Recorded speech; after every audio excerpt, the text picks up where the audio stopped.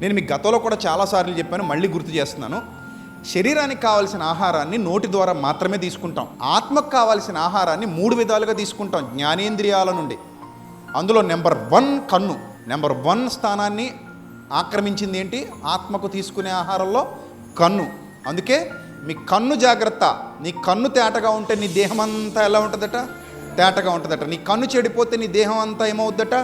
చెడిపోద్ది అన్నాడు దేవుడు. అందుకే కన్ను జాగ్రత్త అన్నాడు. రెండో ఇంపార్టెంట్ థింగ్ ఏంటంటే చెవి. మీరేమి వినుచున్నారో జాగ్రత్తగా చూసుకోండి అన్నాడు మార్క్స్ వార్త 4వ అధ్యాయము 24వ వచనంలో. రెండో ఇంపార్టెంట్ ఆర్గాన్ ఏంటంటే చెవి. తర్వాత మూడోది స్పర్శ, చర్మం. ఈ జ్ఞానేంద్రియాలలో అత్యంత విలువైన జ్ఞానేంద్రియాలు ఈ 3 కూడా. ఈ 3ంటిని యూజ్ చేసుకుని మనం ఆత్మకు కావాల్సిందని తీసుకుంటూ ఉంటాం. స్పర్శ ద్వారా, చూడడం ద్వారా, వినడం ద్వారా ఎక్కువగా. అందుకే ఈ కళ్ళు చెవులు జాగ్రత్తగా కాపాడుకోకపోతే అక్కర్లేని చెత్తంతా లోపలికి వెళ్ళిపోద్ది. మీరు ఏం కన్జ్యూమ్ చేస్తున్నారనేది మీరు ఆలోచించుకోండి. ఈరోజు ఉదయం నుంచి ఈ సాయంత్రకాలం వరకు ఏమేమి తినేశారంటే ఏముంది? ఇప్పుడు నేను ఫోన్ చూస్తూ చాలా తింటాను. ఫోన్ చూస్తూ ఏం చేస్తాను? తింటాను అని నేను అంటాను. మీరు ఒప్పుకుంటారు, ఒప్పుకోరా? ఒప్పుకోవాలి. ఆత్మీయ భాష ఇది. ఫోన్ చూస్తూ తింటాను అంటే కంచం ముందు పెట్టుకుని ఫోన్ చూసుకుంటూ ముద్దలు చుట్టుకు తింటాను అంటే అలా కూడా చేసేవాళ్ళు ఉన్నారు. కానీ అది పాయింట్ అది కాదు. నేను చెప్పే పాయింట్ ఏంటంటే ఫోన్ చూస్తూ తింటాం, టీవీ చూస్తూ తింటాం, లోకాన్ని చూస్తూ తింటాం, లేదా ఎవరితోనైనా మాట్లాడుతూ వాళ్ళతో ప్రయాణం చేస్తూ వాళ్ళతో సహవాసం చేస్తూ తింటాం, చూస్తూ తింటాం, వింటూ తింటాం, రకరకాలుగా తింటాం. అందుకే యేసుప్రభు వారు అన్నారు, మీరేమి వినుచున్నారో జాగ్రత్తగా చూసుకోండి, మీరేమి కనుచున్నారో జాగ్రత్తగా చూసుకోండి. మీరు కనేవి అంటే మీరు కన్నవి, విన్నవి మీ ఆత్మకు ఆహారాలు. మీరు కన్నవి, మీరు విన్నవి మీ ఆత్మకు ఆహారాలు. అది స్వచ్ఛమైన ఆహారం తీసుకున్నారనుకో మీరు ఆరోగ్యంగా ఉంటారు. చెడ్డ ఆహారం తీసుకున్నారనుకో మీరు అనారోగ్యంగా మారిపోతారు. మీరు ఏమి ఎక్కువ చూస్తారో ఆ ఇంపాక్ట్ మీ మీద పడిపోద్ది. మీరు ఏది ఎక్కువ వింటారో ఆ ఇంపాక్ట్ మీ మీద పడిపోద్ది. అదే మిమ్మల్ని నాశనం చేసేస్తుంది. ఇప్పుడు ఒక వ్యక్తి ఒక ఉగ్రవాది అవ్వాలి. ఒక వ్యక్తి ఏమవ్వాలి? ఉగ్రవాది అవ్వాలి.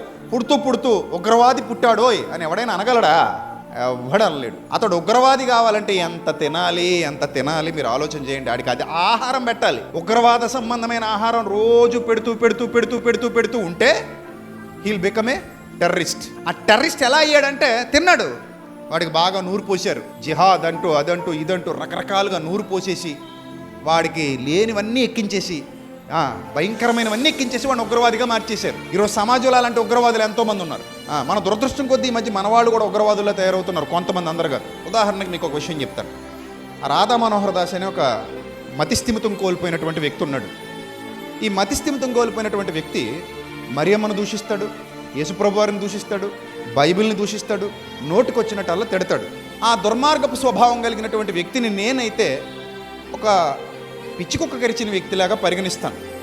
ఇప్పుడు అతను మన బైబిల్ని తిట్టాడు కాబట్టి మనం ఏం చేయాలి అని ఆలోచన వస్తే కొంతమంది అనుకుంటున్నారు, మనం వాళ్ళ దేవుళ్ళని తిడితే బాగుంటుంది, మనం వాళ్ళ గ్రంథాలను దూషిస్తే బాగుంటుంది, మనం వాళ్ళ దేవతలను వ్యతిరేకించి తిడితే బాగుంటుంది, లేకపోతే వాళ్ళకి వ్యతిరేకంగా సినిమాలు తీస్తే, లేకపోతే ఇంకేమైనా నాటికలు తీస్తే బాగుంటుంది, పుస్తకాలు రాస్తే బాగుంటుంది అని అనుకొని ఈ రాధా మనోహర్ దాస్ మీద ఉన్న కోపాన్ని వాళ్ళ దేవుళ్ళ మీద చూపించాలని ఎవరైనా అనుకుంటే మాత్రం అంతకంటే బుద్ధిహీనమైన పని మరొకటి ఉండదు. ఎందుకంటే ఒక కుక్క మురిగిందని నువ్వు కూడా మురిగితే ఆ కుక్కతో నువ్వు కూడా సమానం అయిపోతావు. ఒక పందేదో వచ్చి పెంట చేసిందని నువ్వు కూడా దాంతోపాటు అదే పని చేస్తే నువ్వు కూడా దాంతోపాటు ఏమైపోతావు?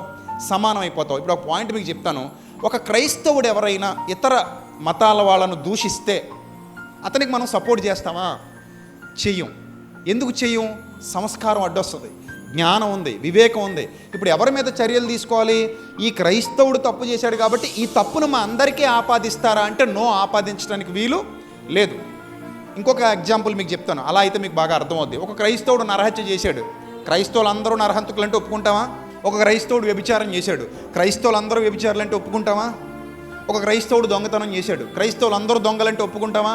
ఒప్పుకోం. అది ఆ వ్యక్తికి మాత్రమే పరిమితం. అలాగే ఈ రాధా మనోహర్ దాస్ అనే వ్యక్తి పిచ్చివాళ్లాగా అరుస్తూ ఉంటాడు, పిచ్చోళ్లాగా మాట్లాడుతూ ఉంటాడు, ఒక ఉగ్రవాదిలా మారిపోయాడు. అతను పుట్టుకతో ఉగ్రవాది కాదు, పుట్టుకతో బాగానే పుట్టాడు. కానీ ఆ పుట్టుక తర్వాత హిందువులందరూ మరిలా ఆ ఉగ్రవాదిలాగా ఉండరు.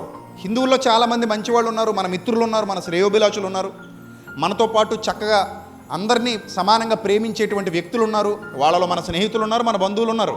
అర్థమవుతుందా? ఇప్పుడు ఈ వ్యక్తి గురించి మనం వాళ్ళందరినీ దూరం చేసుకునే పరిస్థితి వస్తుంది. ఇప్పుడు వాళ్ళ దేవీ దేవతల గురించి మనం మాట్లాడితే అలా మాట్లాడకూడదు. నా పాయింట్ అర్థమైంది అనుకుంటున్నాను మీకు. ఇప్పుడు రాధా మనోహర్ చేసిన తప్పుకి వాళ్ళ దేవీ దేవతలను మాట్లాడడం, లేదా వాళ్ళ దేవీ దేవతలను సేమ్ అదే ప్యాటర్న్లో కించపరచడం ఎంత నేరమో, ఒక క్రైస్తవుడు ఎవరైనా అలాంటి తప్పు చేస్తే వాళ్ళందరూ మన క్రీస్తుని గురించి మాట్లాడడం కూడా అంతే నేరం. ఒక పాస్టర్ గారు ఎవరైనా హిందూ దేవీ దేవతలను దూషించారనుకోండి, వాళ్ళు మళ్ళీ తిరిగి క్రీస్తుని దూషిస్తున్నారనుకోండి, అతనికి వీళ్ళకి తేడా లేదు. ఒక మతోన్మాది, ఈ రాధా మనోహర్ దాస్ లాంటి మతోన్మాది ఎవరైనా మరియమ్మ గారిని, యేసుప్రభు వారిని, బైబిల్ని దూషించాడు అనుకోండి, మనం తిరిగి మళ్ళీ వాళ్ళ దేవీ దేవతల్ని, వాళ్ళ గ్రంథాలని దూషించడం మొదలుపెట్టాం అనుకోండి, అతనికి మనకి తేడా ఏమీ ఉండదు. సో కాబట్టి ఉన్మాద స్వభావం అంటారు దీన్ని, ఉన్మాద స్వభావం. ఎందుకు ఇలాంటి ఉన్మాద స్వభావం ప్రజల్లో పేరుకుపోతుంది అని అంటే, అతడు విన్నది, అతడు కన్నది. ఎవరో అతనికి బ్యాడ్ ఇంజెక్షన్ ఇచ్చేసారనమాట. ఇప్పుడు ఇంజెక్షన్స్ ఉంటాయి, చేతికి ఎక్కించడమే. తీసుకొచ్చి నీకు విషం ఎక్కిస్తే విషతుల్యం అయిపోద్ది నీ శరీరం. విటమిన్లు ఎక్కిస్తే బలం వస్తుంది నీ శరీరానికి. అర్థమైందా? ఎక్కించే దాని మీద ఆధారపడి అది. విషం ఎక్కిస్తే నీ శరీరం ఏమైంది? విషతుల్యం అయిపోయింది. అదే విటమిన్లు ఎక్కిస్తే నీ శరీరానికి బలం అందింది. అలాగే ఆ రాధా మనోహర్ దాస్ అనే వ్యక్తి కానివ్వండి, ఇంకెవరైతే మతోన్మాదులు ఉన్నారో, ఈ మతోన్మాదులందరి హృదయాలలో చెడ్డది పోయబడింది. వాళ్ళు ఒక మత ఉన్మాదాన్ని తలకెక్కించుకున్నారు కాబట్టి అలాగే మాట్లాడతారు. అలాగని హిందువులందరూ అలా ఉండరు. అలాగే క్రైస్తవుల్లో ఎవరైనా అలాంటి ఉన్మాదులు ఉన్నా కూడా క్రైస్తవులందరూ అలాంటి వాళ్ళు కాదు. అది ఆ వ్యక్తికి మాత్రమే పరిమితం తప్ప ఆ సమూహానికి అంతటికీ దాన్ని ఆపాదించకూడదు. ఆ వ్యక్తి వరకే దాన్ని అర్థం చేసుకోవాలి తప్ప ఆ వ్యక్తిని బట్టి సమూహాన్ని అంతటిని అనకూడదు. అలాగని అలాంటి వ్యక్తులకు సపోర్ట్ చేయకూడదు. ఆ వ్యక్తులకు మనం ఎప్పుడైతే సపోర్ట్ చేయడం మొదలు పెడతామో మనలో కూడా రాక్షసత్వం పెరిగిపోద్ది, మనలో కూడా ఉన్మాదం పెరిగిపోద్ది, మనలో మానవత్వం చచ్చిపోద్ది, జాలి చచ్చిపోద్ది. మీరు అందరూ విన్నారు. ఏం విన్నారు? మంచి సమరైన ఉపమానం విన్నారు. నీ కులం ఏంటి అడగలేదు, నీ జాతి ఏంటి అడగలేదు, నీ పేరేంటి అడగలేదు, నీ మతం ఏంటి అడగలేదు, నువ్వు ఎక్కడి వాడవు, మీరు ఏ ఉట్లు ఏం అడగలేదు. అవన్నీ ఆయనకు అవసరం లేదు. ఆయనకి తెలిసిందల్లా ఒకటే, జాలి, మానవత్వం, ప్రేమ, దైవత్వం. వీటితో వెళ్ళాడు. అతన్ని లేవనెత్తాడు, పూటకోళ్ళ వాని ఇంటికి తీసుకెళ్ళాడు. నిన్ను వలే నీ పొరుగు వారిని ప్రేమించనే మాటకు నిలువెత్తు నిదర్శనంగా ఆ మంచి సమరయుడు అక్కడ నిలబడ్డాడు. ఇప్పుడు యేసుప్రభు అడుగుతున్నాడు, వారిలో అతనికి ఎవడు పొరుగువాడాయను? అతని ఎడల జాలిపడిన వాడే కదా ప్రభువా అన్నాడు. అయితే నువ్వు కూడా వెళ్ళి అలా చెయ్యి అన్నాడు. అంటే ఇది ప్రభువు చెప్పిన మాట. నువ్వు జాలిపడు. జాలికి మించిన ప్రేమ, ప్రేమకు మించిన కృప, కృపకు మించిన దైవత్వం మరొకటి లేదు. ఈ జాలి, ప్రేమ, కృప ఇవన్నీ దైవత్వానికి సంబంధించినవి. ఆ దైవత్వం నీలో నింపబడితే, ఆ దైవత్వం నీ ఆత్మకు ఆ ఆహారం అందితే నువ్వు కూడా అలాగే మారిపోతావు. ఆ ఆహారం నీకు అందకపోతే నువ్వు కూడా ఉగ్రవాదివి అయిపోతావు.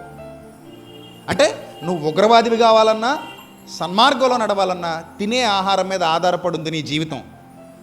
Get my point.